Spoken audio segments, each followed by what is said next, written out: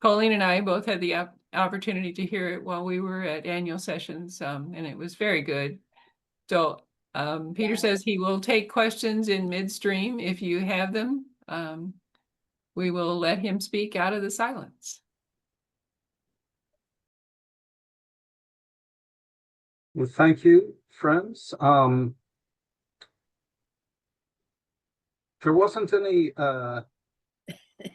time announced for the ending of this session, and so I assumed it would be about the same as the workshops at yearly meeting, which went for an hour and a quarter. I hope that's acceptable to everyone. I found at yearly meetings that that hour and a quarter time was not long enough to get through all the slides that I had prepared. So we probably won't get all the way up to the present. My plan is just to start going through these, and we'll get as far as we go. You know, like Beth said, jump in at any time with questions. I think it's always better to talk about a few things in more detail than fewer things that are very quick and surfacing. So don't hesitate to do that.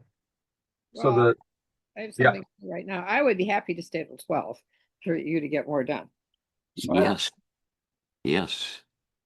well, I don't know if everyone feels that way, but I would be happy to stay on later and go through more of this for those who are willing to stay. We will not be offended though if people leave after an hour and hour visit. I don't think most people came here expecting to sit through like 2 hours of presentation on the history of the year. So at any, let's get going. The subtitle, how much can be crammed into one nutshell? For obvious reasons, there's a lot of history here, and by necessity, if we go through it in a short period of time, it means putting things in a nutshell. Maybe tried to cram too much into this nutshell. So in the book, I started with pretty far back before the yearly meeting was formed. I started with the settlement of Third Creek Maiden and some of the other meetings that later became part of Illinois. Because of limited time, I didn't want to start that far back in this presentation, and so basically looking at just before the yearly meeting was organized. And of course, all the meetings that became part of Illinois yearly meeting already existed at that time. And they were the ones that you see on this map. 13 meetings organized into 8 monthly meetings. So some of them were small meetings, only the monthly meeting. Basically spread across Illinois, Indiana, and Iowa. And yeah, the eastern part of it, the ones that I noted in blue here, were Blue River Quarterly Meeting. Of course, now Blue River Quarterly corresponds to the southern half of Illinois yearly meeting. Back then it was the eastern half. At that time, Blue River Quarterly was part of what's now called Ohio Valley. Back then it was called Indiana Yearly, but it was not the meeting. It's not called Indiana Yearly. It's the one that is now called Ohio Valley. Go through some of the individual meetings that were part of this. The oldest one was Blue River Meeting. That was organized all the way back in 1814. They built a meeting house shortly thereafter. This is it.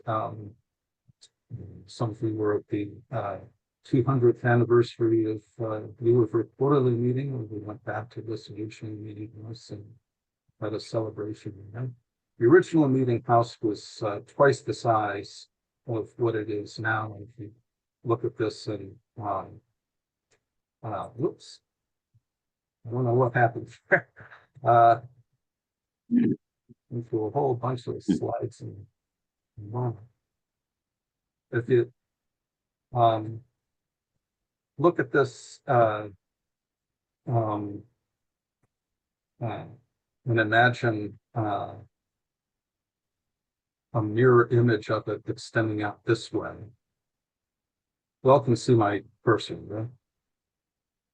Yeah, so if you imagine a mirror image of it extending out this way, it would look like a pretty standard traditional meeting house with a double doors. This meeting kind of died out in the 1860s. The meeting house was in very deteriorating condition. Someone decided to renovate it. The renovation tore down half of the meeting house and fixed up the other half, and that revived the meeting. Was just being restarted about the time it was established.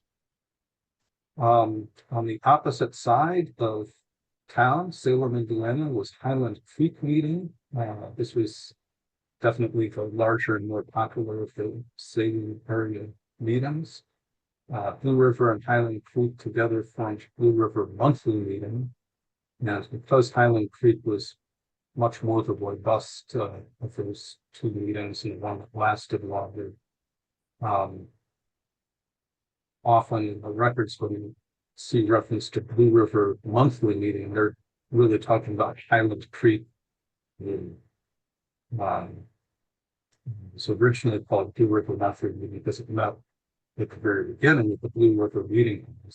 The business meeting moved to Highland Creek Meeting House at some point. And after Blue River Meeting died out the second time, Highland Creek Meeting kept going. It was Blue River. Want to mention one prominent member of Highland Creek Meeting. It is Elwood Trueblood. He was a reported minister from the meeting, much loved. After his death, the biography of him was written by the first Illinois Yearly Meeting Field Secretary, and the title of the book was The Prophet of Blue River. He was blind in one eye, and late in life went blind in the other eye as well. So he was the blind prophet of Blue River. I think it's worth noting what Edith Winder said about him toward the end of the book at the bottom on the left here. Long before his death, he was almost worshipped throughout Illinois Yearly Meeting. The inspiration of his wonderful personality and fruitful teaching lives in all those who came in touch with him.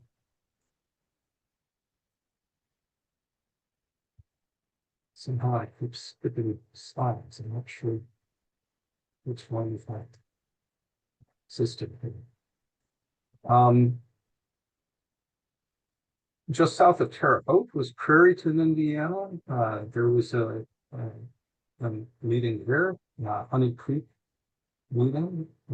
This was also in very weak condition by the time Illinois Yearly Meeting was founded. They had a meeting house that had been lost to arson in 1867, and the meeting went into decline afterwards. Only lasted a couple of years into the time that Illinois was in existence. Finally, meetings that most of us are familiar with, Clear Creek Meeting up near now. At the time we're talking about, they had just built a new meeting house. I'm afraid this rather poor photograph is the only one that survived to that.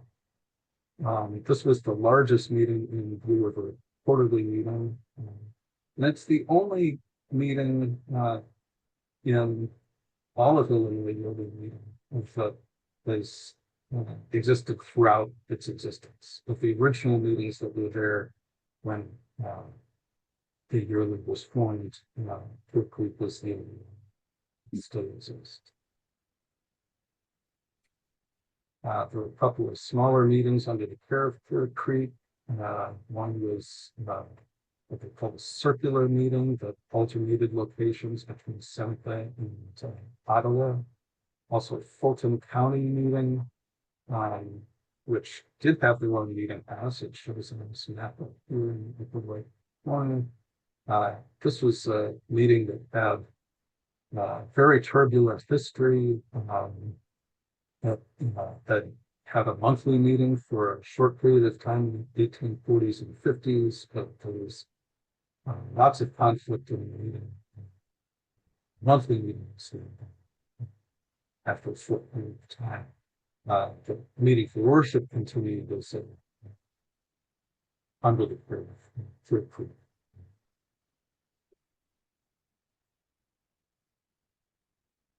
Benjaminville meeting, usually called Bentown, was interesting because their meeting house still exists. It's just outside of Fort Bennington, London. A lot of friends, I think, are probably there. If we did, in addition to the Illinois yearly meeting house, there's this other old traditional Quaker meeting house from the meeting that was part of the area. And under the care of that meeting, there was also a Richland meeting in Houston. That really got set up visits and wanted to mention a couple of members of Bentown meeting. One was Elizabeth Cole.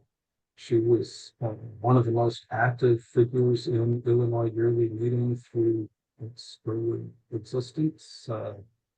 She lived to be 99 years old, died in the 1920s. The other was Edward Cole, who was her brother-in-law, who was a reported minister. And together with Elwood Feebud, was remembered as probably our most powerful speakers.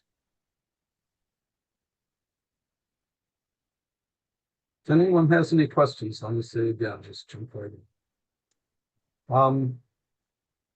Last of the meetings in Blue River Quarterly was East Jordan meeting. This was just outside of Sterling, up in the northwest corner of the state. As with a lot of the older meetings, these small rural meetings that were often had like one or two families that formed the core of the meeting. In this case, one of those families was the John family. The patriarch was the Lyda John, it was pictured. Okay, now the western part of what became the yearly meeting was in Iowa. A lot of people now seem unaware that ILYM used to extend into Iowa, but that was the original idea, was that it would combine these Iowa meetings with the ones in Illinois and we just looked at them.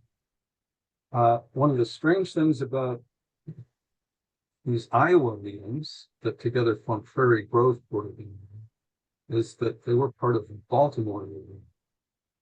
It's a long way from Baltimore, of course. But the reason is that the first couple of those meetings were formed by friends that had come from Baltimore yearly meeting from Virginia. And that's where they sent through requests for official establishment as a monthly meeting. The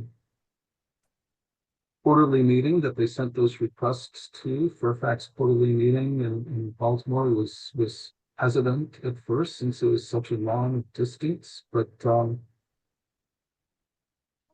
there wasn't really any practical advantage to affiliating with any other yearly or quarterly meeting. So it seemed at the time to these friends. They did send a couple of people to attend Blue River quarterly meeting to investigate the idea of having these ILYM meetings become a part of that, but turned out that Louisville Quarterly at that time was not really open to that idea. It was also not, Louisville Quarterly has ebbed and surged many times over its history. It was a kind of a low ebb at that point and not very loyal to these Baltimore friends were not very impressed with it. And it's worth recognizing also that at the time that these Iowa meetings were formed, Blue River Quarterly Meeting was still holding all of its sessions in Indiana. And for people to travel from Iowa to Indiana 4 times a year wasn't really practical. And so there wasn't really that much of a practical advantage, travel advantage to affiliating with the near quarterly meeting than there would have been to affiliating with this the quarterly meeting in Baltimore. So they continued as part of Baltimore Union. Wanted to mention one very prominent member of Prairie Grove meeting. That's Joseph Dugdale. He was a infamous figure at this time. He was one of the most controversial, divisive people in the whole Whiteside branch of Quakerism, I would say. 25 years earlier, he would played a prominent role in 2 schisms that broke apart Ohio Valley Yearly Meeting. There's that, and then Philadelphia Yearly Meeting. He was, and the rest of his family, his wife and Mother, were ardent abolitionists, and contrary to what a lot of friends now seem to think, not all friends were abolitionists back in the time leading to the Civil War. In fact, a lot of the more conservative wing, even if Fixite friends were actually anti-abolitionists. They were not pro-slavery, at least they didn't perceive themselves to be pro-slavery, but you can believe that something is immoral without believing it should be illegal. And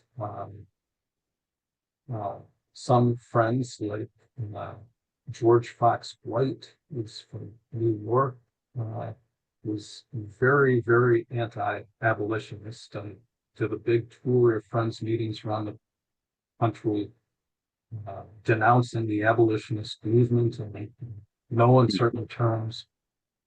Joseph Dugdale and a bunch of other friends in Ohio Valley Yearly Meeting wrote an open letter denouncing the views of George Fox White, and provoked more controversy. And Ohio Valley Yearly Meeting was split into 2 different yearly meetings. What was then called Indiana Yearly Meeting, Green Plain Yearly Meeting, with Dugdale playing sort of a leadership role in that. Later, he moved to Longwood, Pennsylvania, just outside Philadelphia, tried to transfer his membership, and was the meeting there split over whether to accept that transfer, and so the schism just sort of spread. He came to Prairie Grove outside Burlington, Iowa, and thankfully that did not result in another split. Friends they were quite open to it, and reported him as a minister, and he played a pretty major role in the movement to get eliminated in the organ stuff.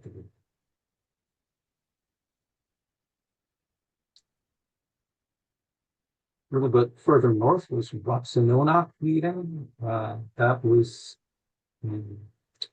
held originally just outside West Liberty, Iowa. In 1869, they actually moved their meeting house into the town of West Liberty itself. That had another meeting under its care, also called Islands meeting, that was just outside of the city. And then the last of these ILYM meetings, Marietta meeting, outside of Marshalltown.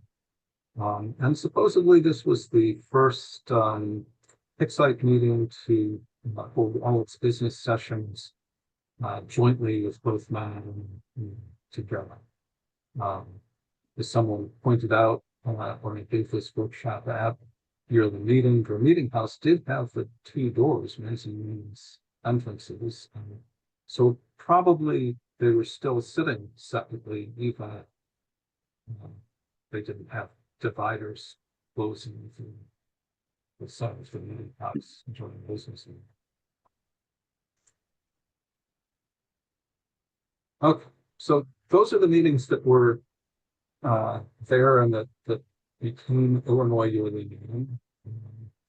The main motivation for organizing these into a new yearly meeting was just travel partners.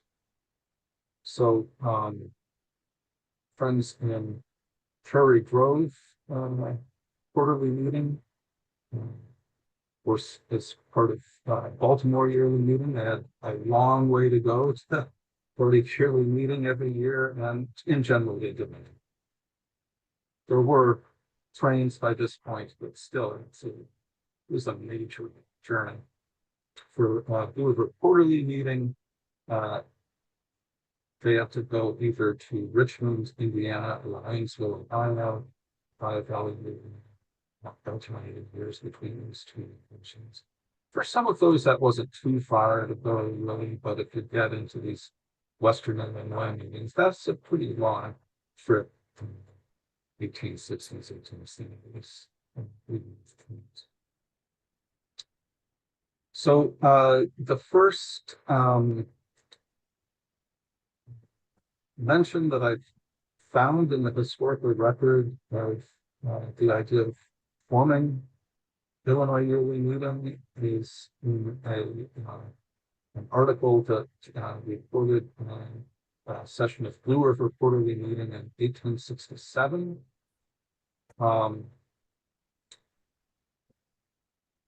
The article made some notes that Blue River friends were in contact with friends in Iowa, and this highlighted portion down here says, some friends are already thinking a yearly meeting west of the great Mississippi may yet in the wisdom of the great head of the church arise in these fertile and beautiful prayers.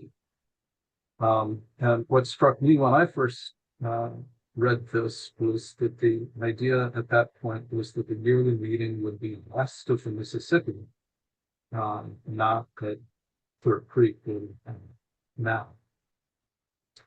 So presumably, a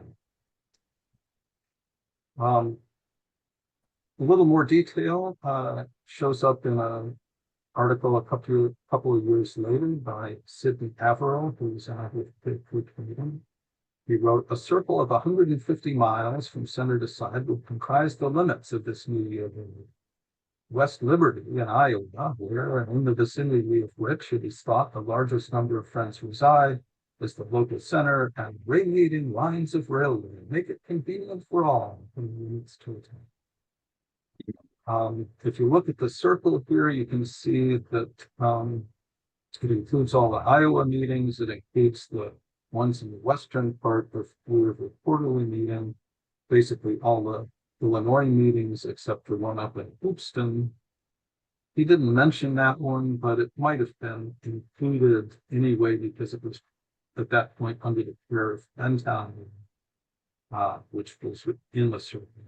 So basically what it excludes is the older Indiana meetings that were done with Blue River. Unfortunately, that idea did not sit well with everyone in Blue River Quarterly. So another article notes, it appears friends in Illinois are very tenderly attached to a small body of friends at Blue River and Honey Creek in Indiana, not yet prepared to sever the ligament that would mix them in one body, though very remote from each other. So, no, at least some people did not want to break up the over.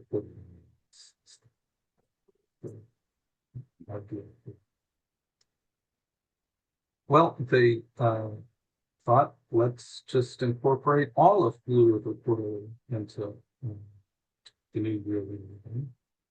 But for those friends in Indiana, that was not a very attractive idea because they were still talking about having the yearly meeting in Iowa. And for those friends, this would have increased the amount of travel that they had to make in order to go to yearly meeting instead of decreasing. And so you can see here the response of Honey Creek meeting to this proposal. It says, after a weighty deliberation thereon, we feel that it is more than is required of us to attach ourselves to a yearly meeting held in Iowa. We weren't willing to go to that. So finally, the idea was proposed to have the yearly meeting at Clear Creek rather than West Liberty, or they did discuss alternating. That idea didn't fly either. And both the Indiana meetings and the Iowa meetings agreed that that was acceptable, and so finally it was decided to hold the yearly meeting very quickly. We'll still have it now. The requests went into the two yearly meetings, Baltimore and Ohio Valley, to establish this new yearly meeting. Request went in 1873, approval came in 1874. The opening session was in 1875. One interesting thing that I was surprised to learn investigating all this stuff is that the original proposal calls for the meeting to be named Western Yearly Meeting. And it was changed to Illinois Yearly Meeting for reasons that are not really made very clear in the record. It might be to avoid confusion with the other Western Yearly Meeting that was already in existence by that point. I think more likely it was probably just to provide some additional reassurance to those Indiana friends in Blue River that the meeting would continue to be held in Illinois, not in Iowa. At any rate, it seems clear enough to me that the choice of the name Illinois for Illinois Yearly Meeting was intended originally only to imply that the annual sessions themselves would be held in Illinois. It was not intended to imply that the geographic region encompassed by the yearly meeting was the state of Illinois. So throughout its history, Illinois Yearly Meeting is included meetings from geographic areas than just the state of Illinois. Well, Clear Creek was now chosen as the site for the yearly meetings sessions, and even though they had a still pretty new meeting house, less than 10 years old, it had not been built with the idea of hosting a yearly meeting. And so they became concerned that their meeting house was too small for the job that they were facing, and they pointed this out to everyone else, and they all agreed, and there was a quick nationwide fundraising effort, and the yearly meeting house was built, which is still there. That's where we still meet. Looks a little bit different now than it did back then, but same building. The building was not quite finished by the time the first sessions were held in 1875, but it was finished enough to use. So since September of 1875, the way they did things back then, they would start on a Saturday, have a meeting for ministers and elders on that Saturday, then a public meeting for worship on Sunday. That usually drew people from the whole community, not just papers coming in for the meeting. And the yearly meeting proper, that is the men's and women's business meetings, were held on Monday through Thursday.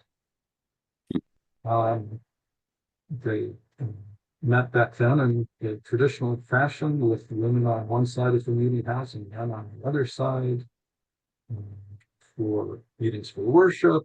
They would have the sliding dividers raised and open like this. During business meeting, they would be lowered so that men and women could have their own separate business meetings, except that if there were committee reports or things like that that needed the attention of both groups, they would raise the shutters again into the business meeting so that the reports would move through. Just to give you some idea of what kind of business they were doing back then, at the very first sessions, they went clerks, treasurers, trustees. They adopted a book of discipline, basically a set of rules and policies for how to conduct their business, and they decided to use the name of Ohio Valley rather than Baltimore for that. They appointed a bunch of committees, including a representative committee, which is kind of like our current continuing committee. It was to handle business of the meeting between the annual sessions. An interesting thing, one of the very first committees they set up was a committee on Indian affairs, an education committee, publications committee, finance committee. They wrote letters to Congress, the president, and the Illinois state legislature. The ones to Congress and the president were letters opposing war and urging arbitration for the resolution of international conflict. One to the state legislature was opposing capital punishment. And most people seem to have agreed it was a very successful session. One of the letters to Friends Intelligencer, which was the main magazine back then, described the sessions as more deep and full and interesting than had any right to expect.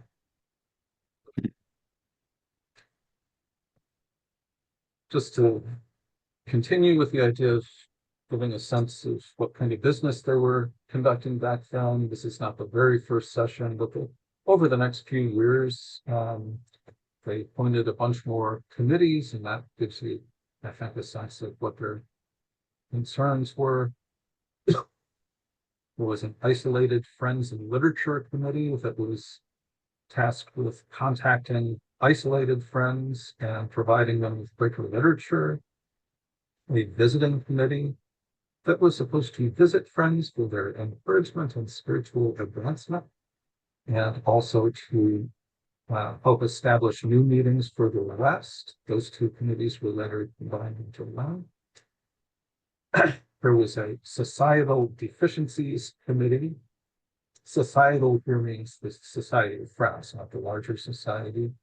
Now, this was tasked with investigating the causes and potential remedies for what was perceived to be a recent decline in Society of Friends. There was a Prison Affairs Committee, a Temperance Committee. Friends were very, very active in the temperance movement. A Peace as opposed to Military Training Committee. These last three were later combined together with the Indian Affairs Committee into a single large committee called the Philanthropic Committee, or sometimes the Committee for Philanthropic Labor. And that committee had smaller departments corresponding to the original committees. Later added some more departments, including the Corrupt Literature and Social Impurity Department. Corrupt literature here basically means pornography. Social impurity basically means prostitution. So this department was working against pornography institutions. the gambling and kindred vices department. And so, IYM also adopted its own discipline after a few years, rather than rely on that discipline.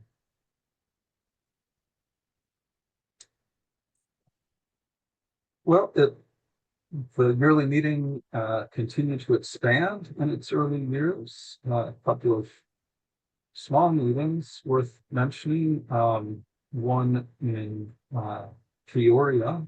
That one did not last very long, and not much is known about it. Another one in Bureau County, and that one actually had its own meeting house on the property of George Mowry, who was a longtime member. Maybe more impressive was Genoa meeting in Genoa, Nebraska. A lot of friends have learned or surprised to learn that the Illinois yearly meeting extended as far west as Nebraska, but it did. Genoa meeting was organized by some friends who had come to Nebraska to work for the federal agency to the Santee Sioux Nation. We know a little bit about the larger history here. During the Grant administration, the Indian agencies were given into the care of religious organizations, including Friends. And Hicksite Friends were put in charge of the so-called Northern Superintendency, which consisted of several different agencies in Nebraska, so different reservations in Nebraska, including the Santee Sioux Reservation.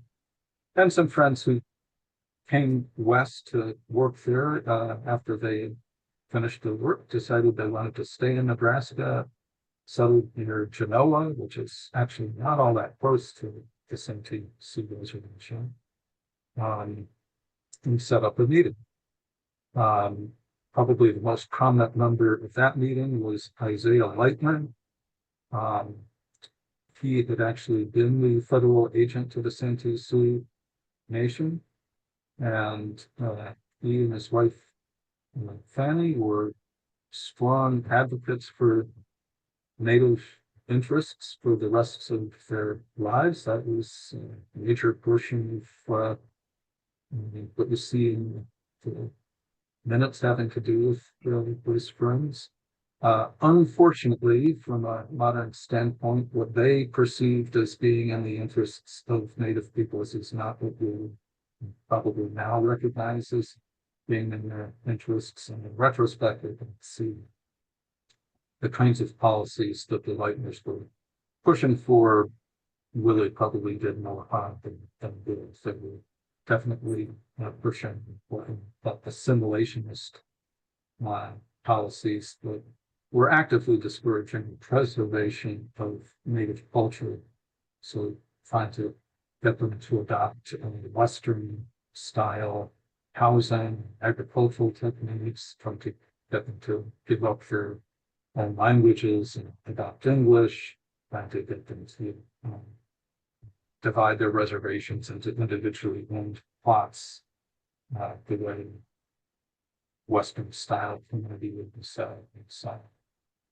So kind of a very mixed legacy. There's been a lot of interest in recent years about the Indian boarding schools that played a big role in stripping Native peoples of their culture. Genoa, where this meeting was the site of an Indian boarding school. It was not run by the meeting, but it was run by the federal government. I think the Lightners probably had some connection with that school. I'm not sure the details. So that is still something that can be investigated. Another major expansion of the Illinois yearly meeting in the early years was into Chicago with the establishment of Central Meeting of Friends. This was the first real urban meeting in ILYM. It had been around for a while, but on a totally independent basis at that point. Kind of a core family in that meeting was the Flipcraft family, including Alan Flipcraft, whose picture is here. He looks very stuffy and rich there. This picture is taken from the frontispiece of a book that he wrote that was a manual for life insurance companies that have all the risk tables and things like that, and was the standard reference work for life insurance companies across the US for several decades. So he became very rich as a result of his authorship of this book. And I think in selling the book, he put this picture at the front to kind of convey the sense of if you're running a life insurance company, you can be very successful by using this book. But his family, his descendants, were involved in Friends meetings around the Chicago area for decades and decades afterwards. They were involved in organizing several of the Chicago area meetings, the Fed Cup. A little bit later on, a second meeting in Nebraska, the visiting committee that I mentioned a few slides ago went to Lincoln, Nebraska, and invited friends there that found, where the Quakers were in Lincoln and invited them to a meeting for worship. Those friends decided to keep meeting afterwards, and they got formally established as an Lincoln meeting in 1888. Very interesting person involved in that meeting was Hetty Painter. She was one of the earliest female physicians with an actual MD degree in the United States. She finished her medical degree shortly before the Civil War, and when the Civil War broke out, she volunteered to provide medical services to the Union Army. They were not used to female physicians, and so initially she was assigned to nursing duties, but she proved herself pretty quickly and was given more and more responsibility. She may have been officially a nurse throughout the war, I'm not really sure, but what is clear is she was doing doctor type work and was actually put in charge of at least 2 different hospitals during the course of the war, including one in the campus of Georgetown University. So with dozens of men under her, I don't want to say her assistants, but she was their supervisor. After the war was over, she and her husband moved briefly to Utah and then to Nebraska, to Lincoln, where she set up an infirmary. There's a picture of it. That was at a location that's now part of the University of Nebraska campus. That was where Lincoln met in its early years, was like her infirmary. Well, for these Nebraska friends, trying to go to quarterly meeting in eastern Iowa was a long distance, and so the same travel problems arose, and they decided to organize Nebraska half-yearly meeting. It was functionally just like a quarterly meeting, but not just twice a year instead of 4 times a year. So this map shows Illinois yearly meeting at the peak of its initial expansion, went all the way from Genoa, Nebraska to Salem, Indiana, which is 645 miles. Very long distance, especially back then. There were 2 more smaller meetings in Nebraska that were formed later on.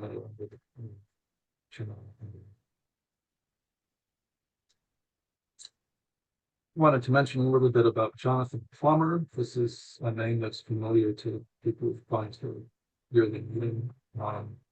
Because we have a Plummer lecture I believe it's named after him. He was the clerk of the men's meeting for the first 9 years. He was also the primary author of the Illinois Yearly Discipline.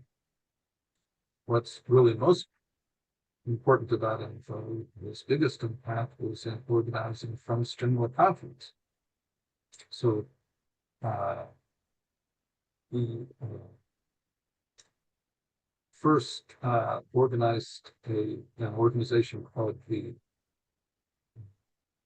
Friends Union for Philanthropic Labor. That was the idea was to coordinate the efforts of all the different ULYM meetings and what we would now consider political issues, death penalty, Indian policy, things like that. These and so they were to have a general conference at regular intervals involving friends from the entire country. Have talks and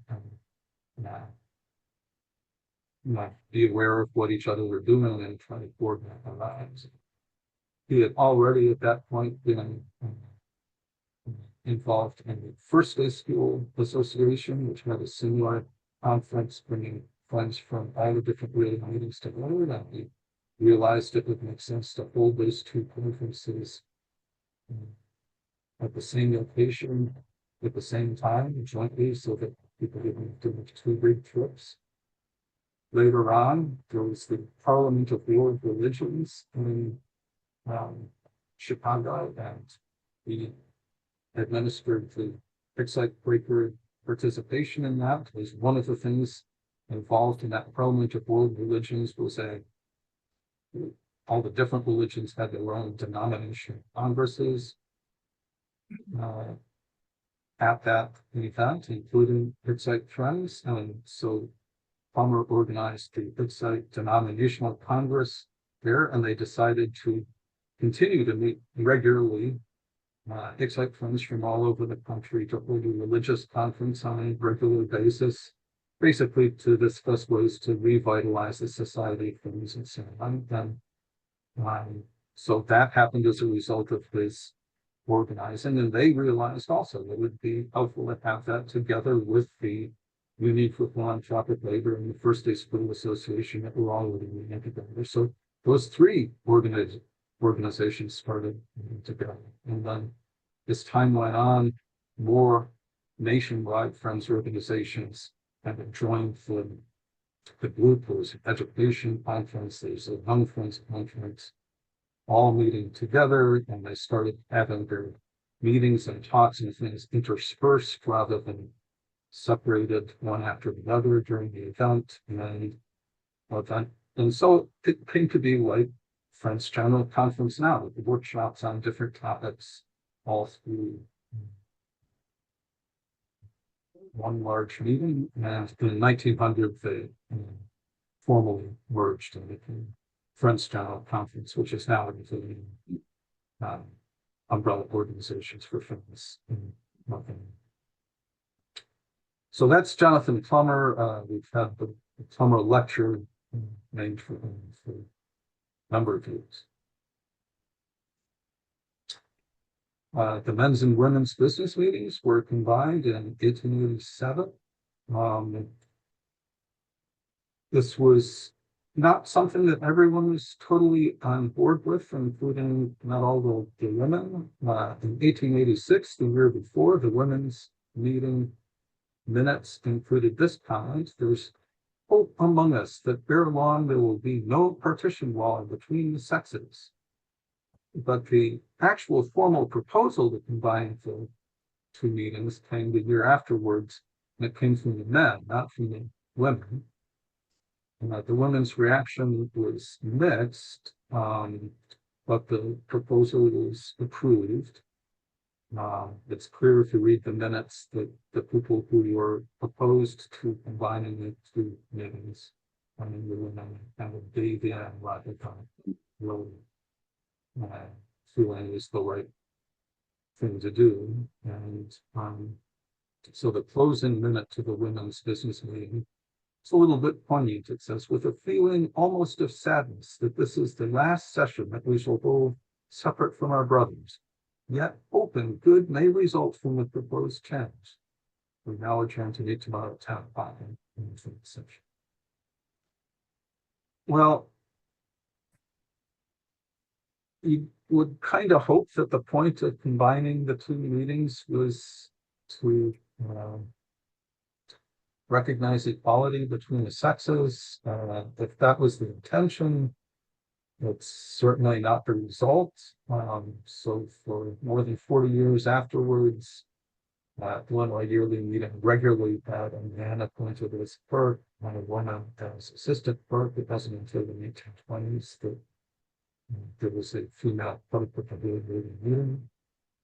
And just 3 years after combining the men's and women's business meeting, they started having separate men's and women's meetings again. They were not formal business sessions of the yearly meeting, but informal meetings for the consideration of such topics as could best be discussed in such.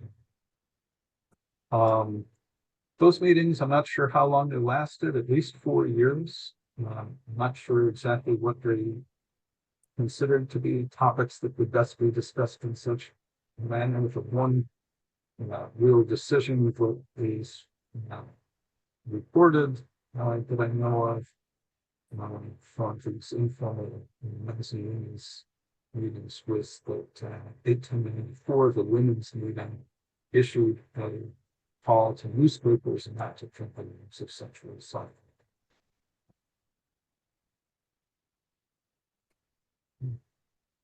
Wanted to say a little bit about the field secretary position. I was involved with the yearly meeting, about the yearly meeting field secretary. We tries around in meetings and highlight and providing assistance in a number of different ways. This position dates back to 1911. The first field secretary was Edith Linder. The original charge was to hold conferences, start study circles, and awaken interest among a number of people in the mission of society. The original field secretary position was a joint position between Illinois Yearly Meeting and Ohio Valley Yearly Meeting. Later on, French General Conference also paid a portion of the salary. That original position lasted up to 1950. Edith Linder didn't have a position that entire time. She was a field secretary for 3 or 4 years. Later on, 28 years later, French General Conference appointed its own field secretary for the Midwest. That was an FGC position, not an ILYM position, but it did serve in the meetings. That lasted till 1986, and then in 1991, Illinois Yearly field secretary revived the field secretary program. They approached FGC, approached the Ohio Valley, found interested in a joint position. And so since 1990, it's been an internal position. Now we get to the sad part of the story. There was all that expansion reaching that I talked about before, reaching a peak in the 1890s, but then it all kind of dies. There was a very steady decline. All these meetings closed. So Richland meeting, that's the Hoopstone, went inactive about 1906. Lincoln, Nebraska meeting about 1911. Marietta meeting at Marshalltown, 1915. Benton, 1918. Wapsonoma, also 1918. Highland Creek went inactive in 1923. It did get revived later, but through all the mid to late 1920s is completely inactive. Prairie Grove meeting inactive 1927. That was the last of the Iowa meetings. And so you get down to the late 1920s, and you can see there's only 2 active meetings left. A whole yearly meeting was reduced to 2 meetings. It was Clear Creek meeting and Central meeting.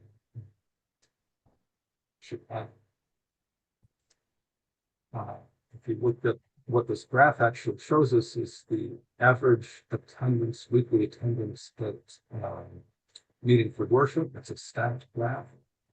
And so at the beginning of the graph, 1900, you can see about 325 people were attending first day meeting for worship across ILYM meetings. 1, 2, 3, 4, 5, 6, 7, 8, 9, 10 meetings. So an average of more than 30 people per meeting. By the time you get to the end, that's less than 50 for 2 meetings. They're very off. There was just 38 people attending meeting on a weekly basis, on average, for the entire year. So it was in really very bad condition.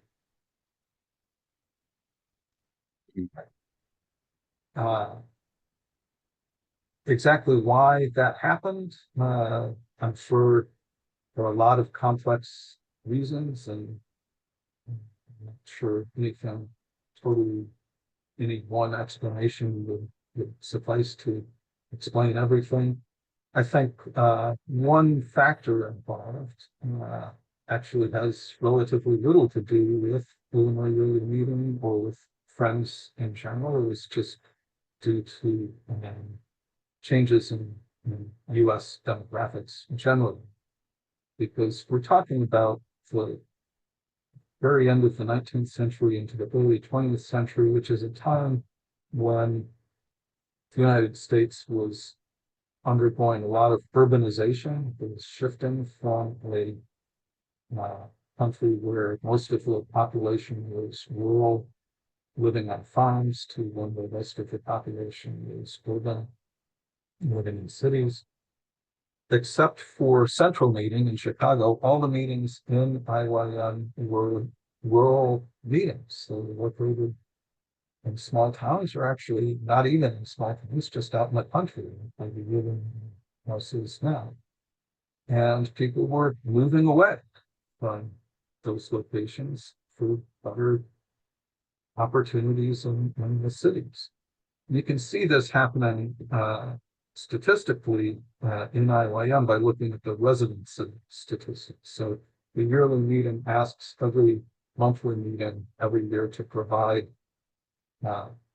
information on how many members they have divided into resident versus non-resident members. Resident members being those that live within attendance. If you look at 1898, the total number of resident members was 928, non-resident members 254. So not quite, but almost 2/3 resident, 1/3 non-resident. By the time you get to 1924 and 1923, the total number of resident friends 296, non-resident friends more than half, 374. So again, it's probably not the whole story, but a large part of the reason for the decline in the early 20th century is just that people were moving away.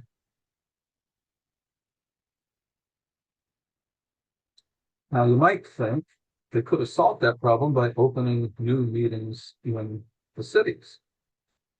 And in fact, new meetings were organized in the cities and in college students during this period. But there's a complication, which is that most of the new meetings that were organized, not just in the area of ILYM, but across the country, at this time were organized on an independent basis rather than within a yearly meeting.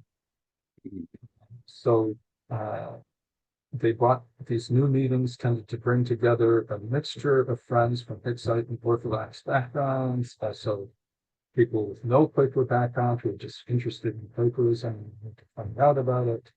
There was a strong sentiment among a lot of people that the schisms that had divided the Quaker world in the 19th century were no longer relevant. And a lot of these new meetings just didn't want to take sides in these old schisms that I didn't see as much relevance in. If you affiliated with a yearly meeting, this was before the Hicksite and Orthodox meetings started to be unified. If you affiliated with a yearly meeting, you had to take sides because each yearly meeting belonged to one side or the other. So most of these new meetings that were formed, at least initially, stayed independent rather than affiliating with ILYM or any other meeting. So there were at least 3 such meetings in the area of Illinois yearly meeting that were formed during this era, the 1920s, 1930s. One of them was in Madison, Wisconsin. That was organized primarily by Ray Baskin, who was an English professor at the University of Wisconsin. Then in St. Louis, Elizabeth and Alfred Satterthwaite organized a meeting there in the early 1930s. And then in the late 1930s, they moved to Urbana and organized Urbana-Champaign meeting. The Satterthwaites were Orthodox friends and really didn't want to affiliate with the Hicksite yearly meeting. And so Urbana-Champaign meeting did not join ILYM until they had moved away. It's very respecting their wishes. It's kind of ironic that the Satterthwaites, I think, are responsible for organizing more Illinois yearly meetings than anyone else. That they were people who resisted the idea of affiliating.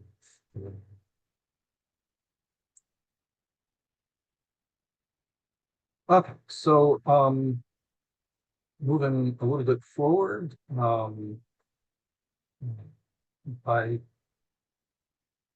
the second decade in the 20th century, the old 19th century discipline seemed outdated. They appointed a committee to begin revision, but then it was discovered that Friends General Conference was working on a new discipline. The idea being that it would be the same for all the meetings in Friends General Conference, but at that point it was only 7 meetings that were historically fixed. So the committee that was appointed to revise the ILYM discipline stopped its work, independent work, joined the FGC committee, and the new discipline was approved in 1997. One of the major changes that came from that was an end to the formal recognition of ministers and elders. I think it's worth recognizing that by that point in ILYM and most of these Hicksite meetings, there wasn't any real formal recognition of ministers happening in them. It was kind of a more above practice. It was very popular conception of Quakerism that was gaining currency back then, that was trying to sort of recapture the egalitarian nature of 17th century Quakerism, eliminating or at least downplaying distinctions in members like the ministers and things like that. So the old ministers and elders meetings were replaced at all levels by ministry and council committees. The yearly meeting ministry and council committee would later combine with what had originally been an independent advancement committee to form what's now called the Ministry Advancement Committee. In 1930, the gallery at the front of the yearly meeting house that had provided seating for the ministers and elders and other meeting officials, that was taken down, and the risers where the facing benches had been placed, that was covered over with this platform, which is what we have now. Clerks sit during business meeting. The kids put on a talent show later on.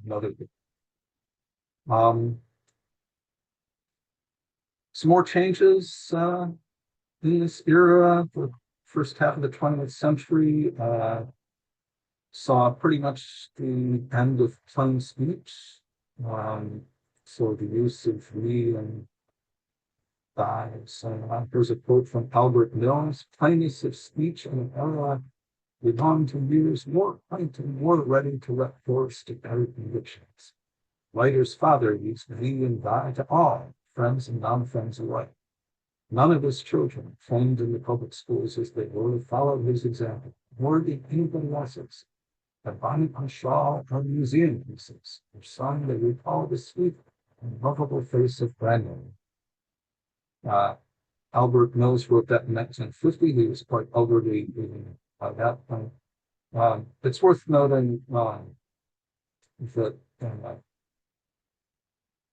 although he points out here that he did not follow his father's example in using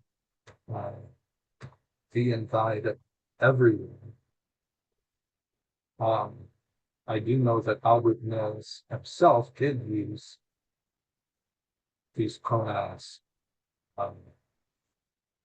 in his own family and maybe to other friends. I'm not sure exactly. So this is something that, although kind of goes against the original idea for many years, is a decline that was sort of an in-group versus out-group kind of thing. He was one of the last people to use it. If you look at the way people talked about dates, you see in minutes and committee reports and things like that, the conventional names for the days and months start showing up about 1903 minutes, just in committee reports and things. By 1934, you see them even on the main text and the title page of the minute books. Here's the 1933 minute book. You can see it gives the dates as 8th month, 18th to 22nd, 1933. Here's the 1934 minute book where it gives it as August 17th.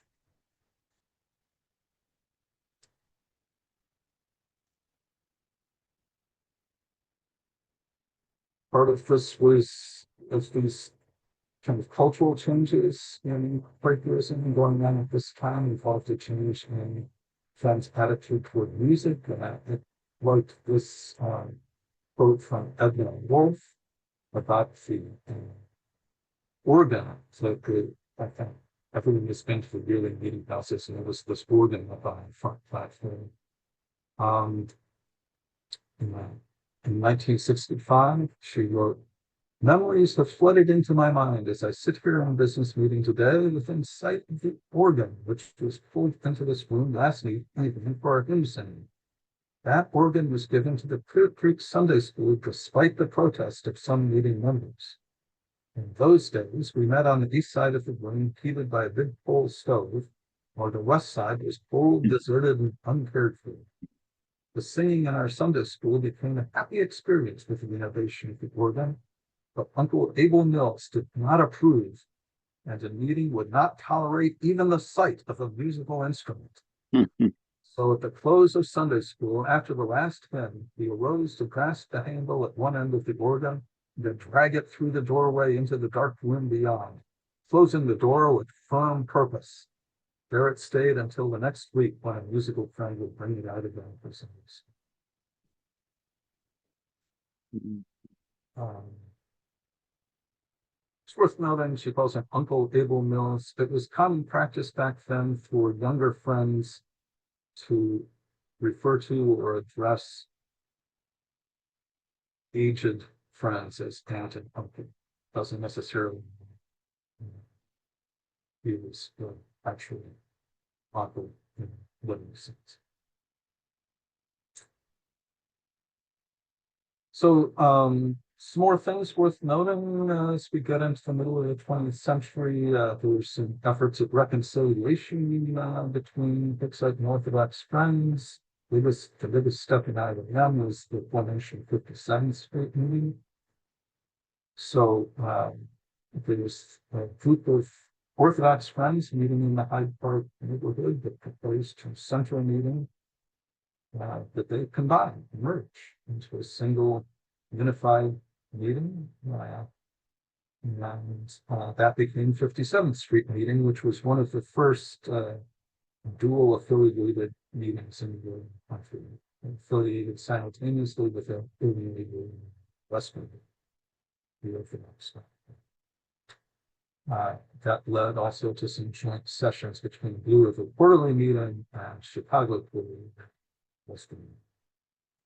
So Peter, were there more than 3 meetings in the yearly meeting, which were Downers Grove, Evanston, and 57th Street, that were duly affiliated? At various times, yes, it depends on exactly when you're talking about, but like Evanston is duly affiliated for many years. Well,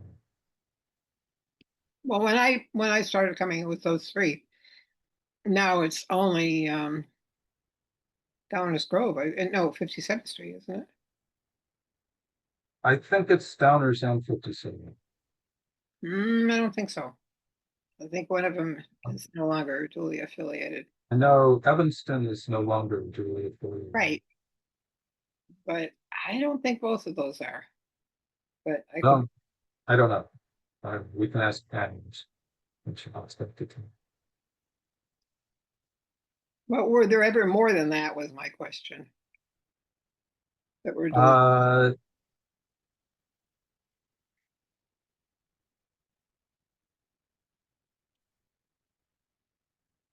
There, it's a little bit complicated because the different eras, some of the things that became their own monthly meeting were under the clear of 57th Street. So like Oak Park, for example, even Rockford were under the care of either 57th Street or Downers Grove at different points in that history, and so they would have been officially duly affiliated to certain Okay. things, But not on their own.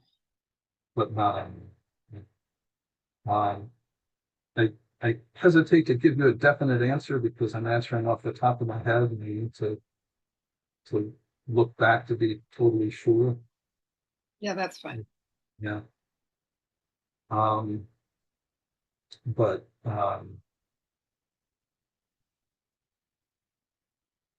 yeah, most of the meetings in the Chicago area were duly affiliated at some point.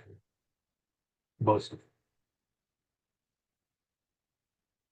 them. So yeah, speaking of Oakland, that together with Peoria, the second Peoria, in 1942, were the first brand new meetings, Illinois yearly meeting since the big collapse at the beginning of the 20th century. In fact, these were the first new meetings since 1896. So a gap of close to 50 years where there were no new meetings. Who were you saying were the first in 50 years? Which one? Oak Park and Peoria. Oh, okay, thanks. Followed shortly afterwards by Madison and St. Louis meetings that had been independent but affiliated. So ILYM was starting to grow again in the 1940s after having been in very bad shape after the 20s and 30s. Wanted to say a little bit about World War II. ILYM established a civilian public service committee that was there to educate not just friends, but the public about conscientious objector service and to coordinate efforts. Different friends in ILYM had different responses to the war. Some of them entered civilian public service, some of them went to prison, some of them joined the military. One of the ones that did join the military was Paul Douglas, who later on went on to become a U.S. Senator, and he continued to have some involvement in 57th Street meeting even after he was elected. So I went on to have a U.S. Senator. ILYM Friends were also pretty active in supporting refugees from Europe. Alice Footcraft encountered the home of Clement and Luella Footcraft, shared also by Sherman and Jeanette Stetson, in a veritable open door to refugees from. Well, just on World War II, this is Bobby. Urbana meeting had its own benefactor that enabled us to build our new meeting house. Who went to prison during World War II was Bob Beach. I think Bob Wixom from Columbia might have also gone to prison. Bob Whitson did go to prison. That was actually after the war was over. So he did CEO service during the war and was subjected to medical experimentation and things like that during the war. After the war was over, he refused to register for the draft and was put in prison for that. Okay. So And also Merlin Tabor was yes, a medical guinea pig. yes, Was yes, 98 part of Urbana meeting. right. I'm not sure when. I know Bob Beach went to prison, but I'm not sure when. Mhm. Well, I see by my clock that we're now at the hour and a quarter point, and I'm perfectly happy to keep going for friends who want to hear more. But let me just say again very explicitly that I will not take any offense if anyone wants to stop at this point. If you we're not planning on a really long session, then feel free just to disconnect. And I thank you for coming, and I've won't hold it against you if you decide you've had enough at this point. But for those who do want to, let me point out, as the really meeting expanded again in the 1940s with Oak Park and Peoria and St. Louis and Madison meetings all becoming part of it, people began to feel that the facilities were not adequate. There was this old dining hall that had been used since the 19th century that was kind of run down and not very large. So they decided to build a new dining facility. They dug out a basement under the ULYM meeting house, and this is the dining room that we have now, and the kitchen, which stands probably out and back within things. Didn't solve another problem that the meeting had, which was putting everyone up who came to the ULYM sessions. Additionally, friends in Clear Creek meeting had put up all the visitors to ULYM from the other meetings. And that worked pretty well in the early years because Clear Creek was a large meeting at that time. It worked pretty well in the 20s and 30s when the yearly meeting was very small. It was not working so well in the 1940s and 50s when the yearly meeting was suddenly much larger. The Clear Creek meeting was not huge.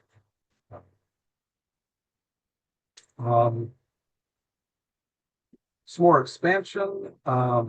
Milwaukee meeting, 1950, Downers Grove, Rockford meeting, Urbana-Champaign finally affiliated with ILYM in 1952. And by that time, ILYM was finally large enough that it was decided to divide it back into two quarterly meetings. And rather than doing east and west of the original division, they decided to do north and south. So the southern meeting continued as Blue quarterly meeting, and the northern Fox Valley quarterly.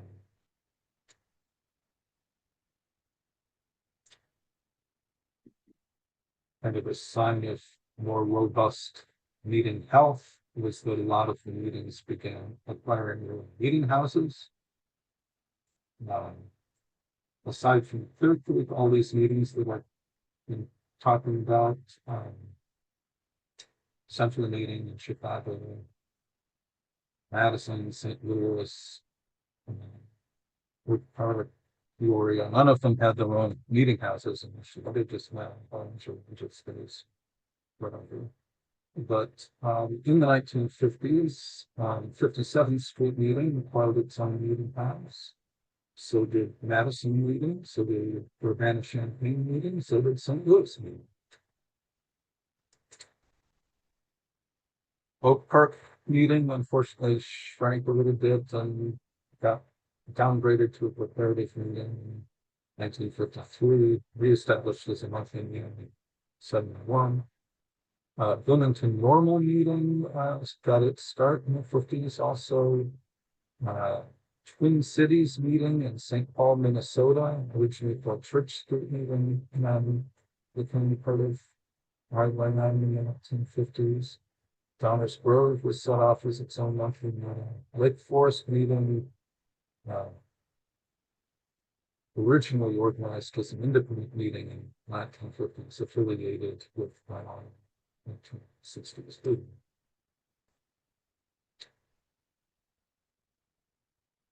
Some more discipline stuff. IYM was still using the 1927 FTC discipline, but exhausted its supply. It ran out of copies, and so in 1956, a work group was appointed to produce a first draft for new discipline, and as a temporary stopgap, that adopted the recently published Philadelphia Faith and Practice, combined with this pasting sheet that friends were instructed to put into the inside front cover to outline differences between Illinois and Philadelphia. The work group that was appointed didn't wind up doing anything. And as a result, the temporary measure of using Philadelphia meetings faith and practice wound up lasting about 65 years. The yearly meeting kept getting larger. It was harder and harder for Clear Creek meeting to put everyone up. Finally, for a couple of years, the yearly meeting was held at Camp Wakanda in Newton, Wisconsin, that had no sleeping facilities, but they were able to return to the camp by building a new dormitory, which was set up in time for the 1960 session.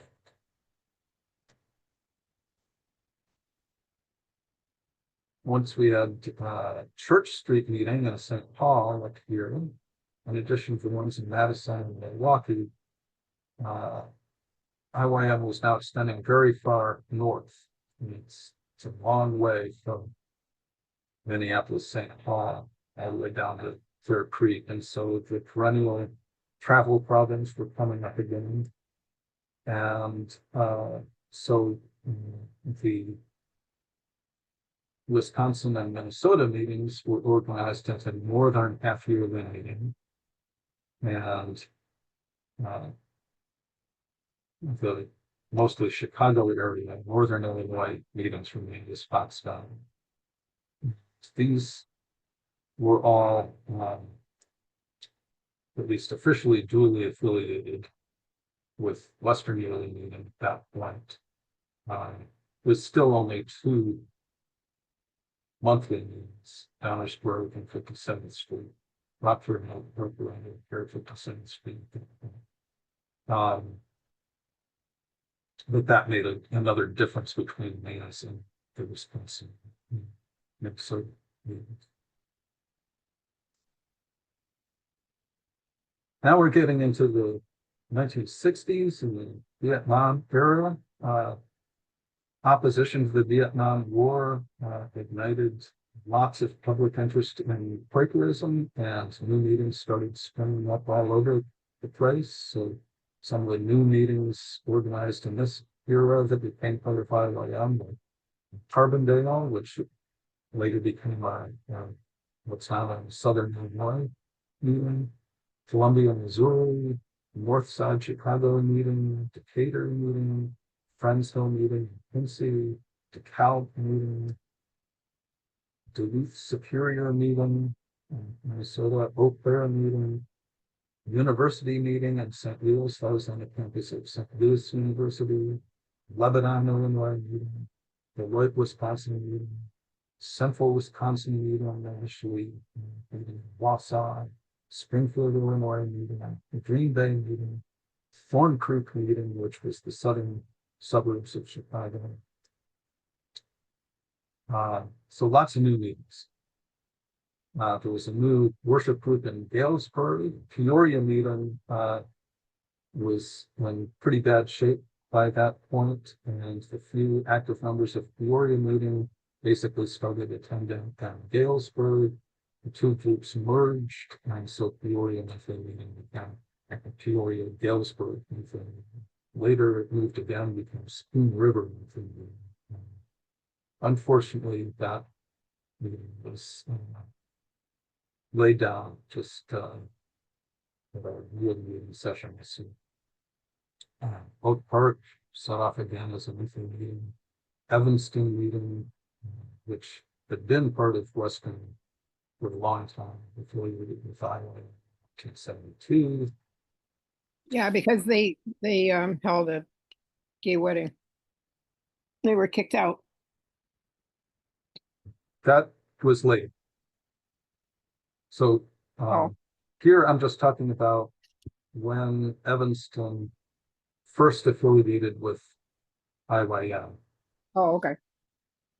And for a number of years after that, it was duly affiliated, and then it got picked out of Boston. Okay. Yeah. Right. In 1969, the opportunity came up to buy a 3-acre lot of land across from the meeting house. There was some initial discussion about maybe using that to set up a Friends retirement home, but never got off the ground. People attending the meetings started camping out there, and it became the campground. In 1975, they added a shower house, and so it's much more convenient to actually take a shower, use the toilets and stuff. We couldn't do it for a few years if we didn't. Well, Northern Half Yearly meeting did not really solve the travel problems, because still, going from Minneapolis all the way down to it's too long to go for the yearly meeting. And so Northern Yearly meeting ultimately was set off as Northern Yearly meeting on 1975. In the time leading up to that, it had gotten participation from lots and lots of independent meetings all across the Wisconsin and Minnesota area that were not part of ILYM, but were functionally part of Northern Half Yearly meeting. They all became part of Northern meetings. And it's notable that this was 1975, so exactly 100 years after Illinois Yearly Meeting was formed. It was big enough to set off another yearly meeting. So Northern Yearly still going, serving for Wisconsin and Minnesota. Some more kind of local news from the late 20th century. Now we're into the last quarter of the 20th century. Rolla, Missouri meeting was formed. University meeting, Lebanon meeting were laid down. McHenry County meeting, which later became Fox Valley meeting, organized in 1970 that affiliated with ILM in 1978. There were a couple of smaller worship groups under that. Dunlin meeting in Valparaiso, affiliated. South Bend meeting in 1978. Cone has had a series of worship groups there, first starting in 1986, but went inactive and restarted in 1986. Friends Hill meeting in Quincy, left ILYM in 1997. This was the big turmoil. The first year I went to ILYM was Friends Hill meeting deciding to disaffiliate with ILYM. Largely, but maybe not exclusively, due to the discomfort that Friends Hill felt with increasing Where were they support for same-sex marriage. Where were they located, Friends Hill? Quincy, Illinois. Oh, okay. As you get into the late 20th century, it gets harder and harder to tell what's really a part of ILYM, what isn't. There are a lot of informal worship groups that participated very heavily in ILYM, but never formally affiliated. There's some of them: Fruitport, Kankakee, Sunrise, Plum Valley, Wabash, Charleston.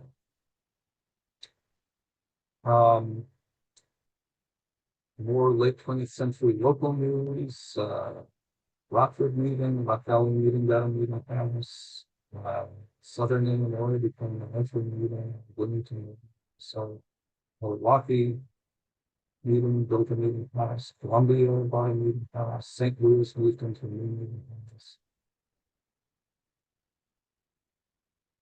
Now we're like 60 years later from adopting the Philadelphia Yearly Meeting, Faith and Practice. I wrote it off. Professors down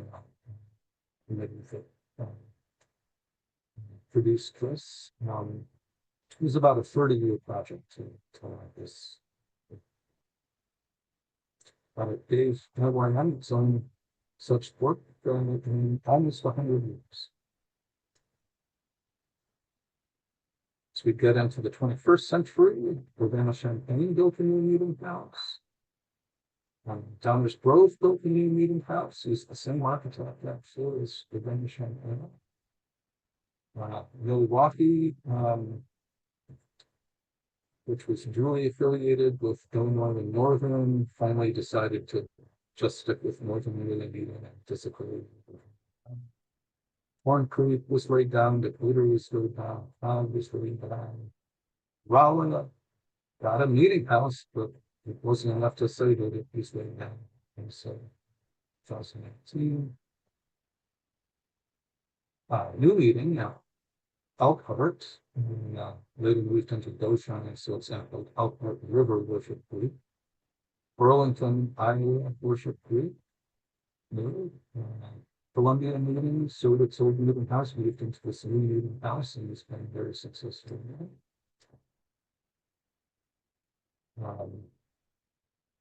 The cabins and bunkhouse.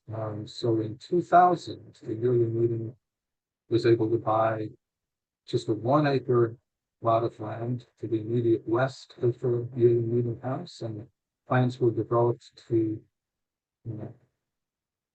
put up new buildings there, so that the site would be used as a peace and retreat sign, year-round retreat center. In order to make space for the new buildings, the board's dining hall, which by then was public community in the meeting house, was moved across the road into the campground, became used as a bunkhouse for high school students. And the old dormitory was torn down, and some of the materials were recycled to build these cabins.